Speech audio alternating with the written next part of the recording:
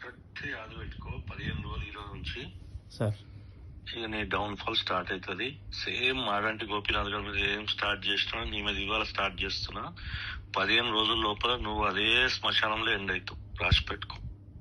దేనికి సార్? నాతో పెట్టుకున్నావు లేలే, నాతో పెట్టుకున్నావు.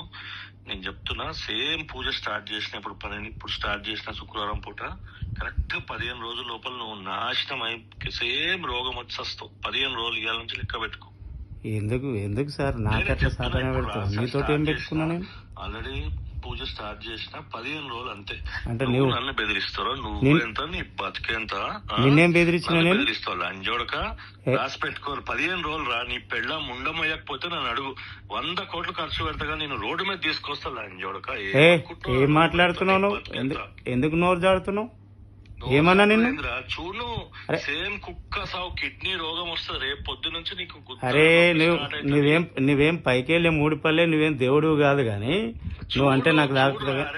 అరే చూడు రేపు పొద్దు నుంచి నీకు ఎక్కడ నొప్పి స్టార్ట్ అవుతుంది చూడు. అరే నువ్వు ఎట్లా మాట్లాడుతున్నావు? నువ్వేమన్నా దేవుని కొడుకు పైకెళ్ళి పడ్డావు? నాకెందుకు సాపిన పెడతావు? నీతో పని చేయడం తప్ప పని చేయనికే పిలుచుతావు నువ్వు. పని చేస్తే డబ్బులు అడిగితే అట్ట అవుతావు నువ్వు.